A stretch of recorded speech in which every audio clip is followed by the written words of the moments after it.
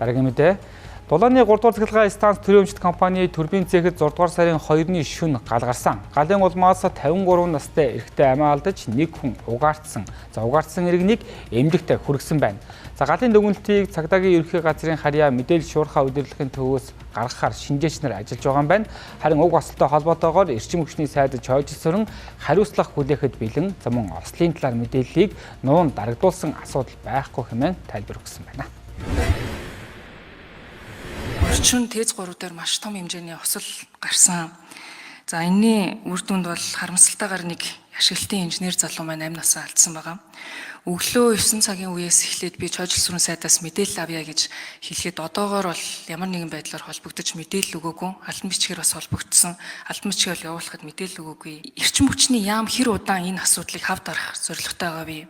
Миний хувьд энийг өглөө мэдэж байсан ч гэсэн гарч ирж яриаггүй энийг улс төрийн сенсац болгоод ч байдаг юм. Эсвэл хүний амиар би улс төр хийх үсээгүй учраас өнөөдрийг оройг хүртэл хүлээлээ. Гэтэл эрчим хүчний яам одоо хүртэл хариу өгөхгүй байгаа нь энийг гаргаж ирж ярихаас өөр аргагүй байдал үүсэж байна. Цэнгүүн гишүүн маань эхний эрчим хүчний салбарын үнэ тарифын шинжилгээний үед бол дэмжиж явж байсан үнэн залуу хүн учраас сүүлийн үед бас тодорхой хэмжээний шүүмжлэлд өртсөн юм шиг байлаа. Зарим хүмүүс одоо зөвлөсөн юм шиг байлаа. Эрчим хүчний сайдыг бас нэлээд шүүмжлэх юм бол чи нэрээ цэвэрлж авах юм болов гэсэн ийм зөвлөл зөвлөсөн юм шиг байна л. Тэгэхээр манийгаа бол шүүмжлээд цэнгүүн гишүүний маань нэр хүнд өсөж байгаа бол одоо би олон дахин өдөр болгон 5 удаа шүүмжлүүлэхэд бэлэн байна. За манай эрчим хүчний яамнаас бид нар ослын шалтгааныг тодруулахаар ажлыг ашиг томдод ажиллаж байгаа. Гэхдээ нэгэнт энэ эрүүгийн хэрэг үүсэж байгаа учраас эрүүгийн одоо процессыг дуусгаад одоо ямар нэг байдлаар одоо эрүүгийн хэрэг дээр нотлох баримтууд янз бүрийн байдал дээр дурах учраас бид тусгай зөвшөөрөл ав гэдэг ийм чиглэлийг өгөөд ажиллаж байгаа. Надад ойрын хугацаанд танилцуулах болов гэж бодож байгаа юм. Ёс зүйн хувьд бол харамсалтай ийм үйл явдал болсон. Ёс зүйн хувьд хариуцлага хүлээхэд би бол бэлэн байна.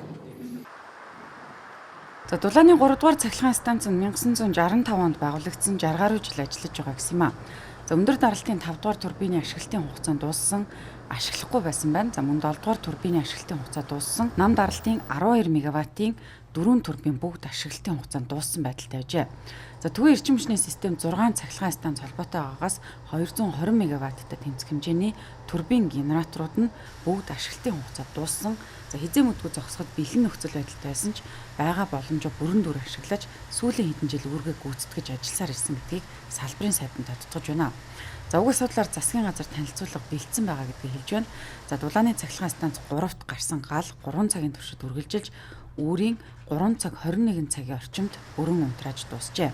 За уг галын үеэр амиа алдсан эрэгтийн хувьд тухайн станцад инженерээр ажилладаг эхнэр 2 хүүхэдтэй салбартаа 20 гаруй жил ажиллаж байсан нэгэн байсан гэлээ.